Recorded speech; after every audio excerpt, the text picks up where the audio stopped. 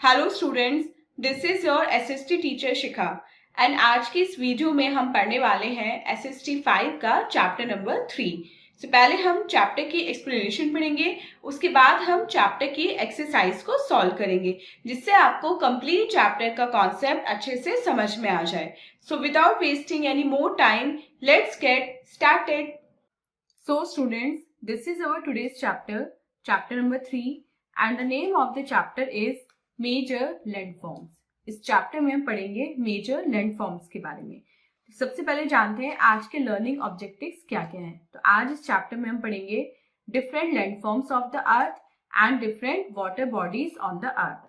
Chapter start करने से पहले लेट्स वार्म अप सेक्शन में देखते हैं कि हमें कौन सी एक्टिविटी परफॉर्म करनी है। Look at the picture and fill in the blanks in the following sentences. अब आपको यहाँ पे क्या करना है, इस पिक्चर को देखना है और पिक्चर के बारे में जो भी यहाँ पे स्टेटमेंट दिया गया है उसमें कुछ वर्ड मिसिंग है, उस मिसिंग वर्ड को आपको उस ब्लैंक में लिखना है। मेन चैप्टर रीडिंग स्टार्ट करते हैं।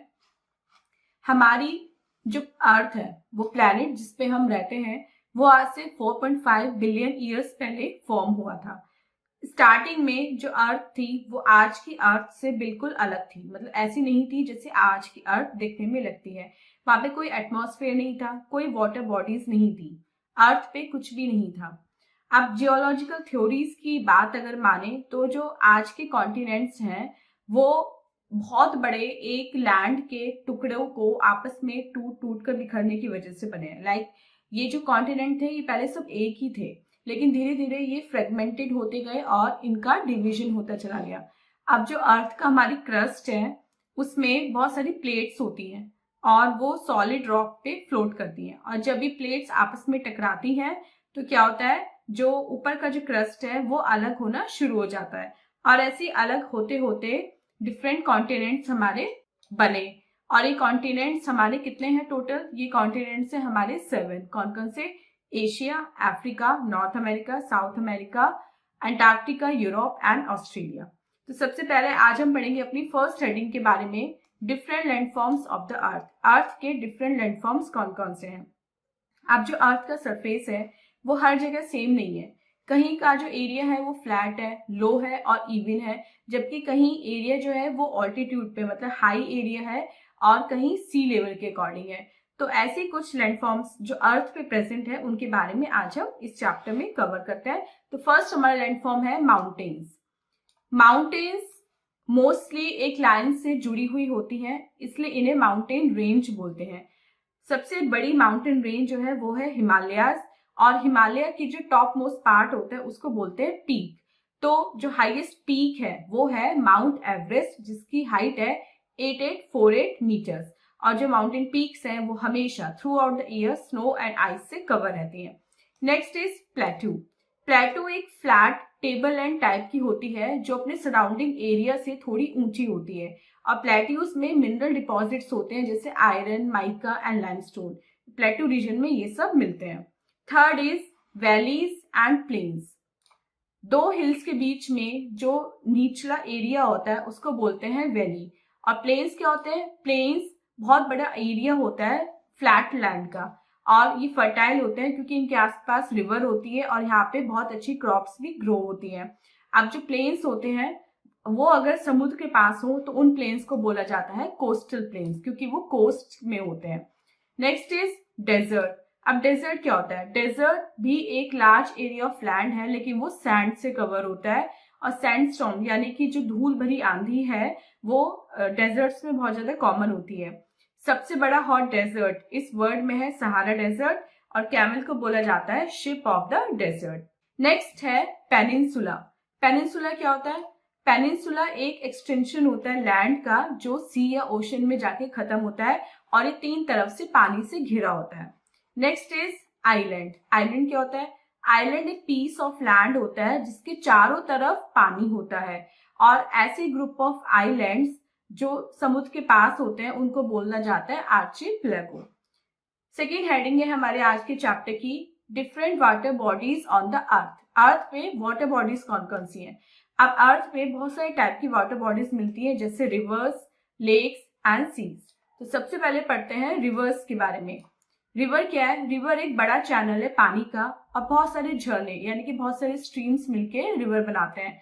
जहां से रिवर, जिस पॉइंट से रिवर स्टार्ट होती है उस पॉइंट को बोलते हैं सोर्स, और जहां पे वो रिवर खत्म होती है मतलब जो उसका एंड पॉइंट होता है उसको बोलते हैं mouth. Next is lakes. Lake भी एक वाटर बॉडी होती है जो लैंड से सराउंडेड होती है, और लेक दो टाइप की होती है, fresh water lake and salt water lake. Third is seas, समुद्र। Seas are bodies of salt water, ये सॉल्ट वाटर की बॉडीज होती हैं जो ओशियन से थोड़ा छोटी होती हैं। और कौन कौन सी सी इंपॉर्टेंट है वर्ल्ड में? Mediterranean Sea, Black Sea and Arabian Sea, ये कुछ हमारे इंपॉर्टेंट सीज हैं। सो स्टूडेंट्स, ये थी हमारे चैप्टर की एक्सप्लेनेशन। आई होप आपको लैंडफॉर्म्स एंड वाटर बॉडीज का कॉन्सेप्ट अच्छे से समझ में आ गया है। अब चलते हैं अपने एक्सरसाइज पार्ट यानी कि लेट्स डू इट की तरफ और देखते हैं एक्सरसाइज पार्ट में हमें कौन कौन से क्वेश्चंस मिले हैं। तो फर्स्ट देखते हैं, tick the correct option. Correct option को हमें टिक करना है। The top most part of the mountains is called its peak. Second, plains are generally fertile. Third, which of the following is the largest desert in the world? Sahara Desert. Fourth, is a big channel of water, river. And fifth, the land surface is divided into 7 continents. B देखते हैं, fill in the blanks with correct words. यहाँ पे आपको जो missing word है वो fill करना है। तो फर्स्ट क्वेश्चन देखते हैं, the low area between the hills is known as valleys. Second, is surrounded by water on 3 sides, peninsula.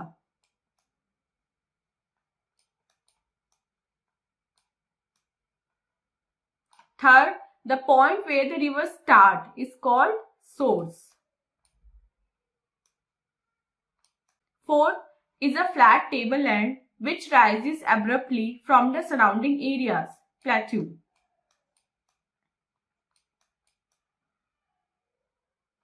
Is called the ship of the desert, camel. C part देखते हैं, right true और false for each statement. यहाँ पे हम statement पढ़ेंगे and then बताएंगे कि वो स्टेटमेंट ट्रू है या फिर फॉल्स है। तो फर्स्ट देखते हैं, the surface of earth is same everywhere, false. Second, sandstorms are very common in deserts, yes, true. Third, the broken pieces of land masses are known as continents, true. Fourth, there are both fresh water and salt water lakes, true.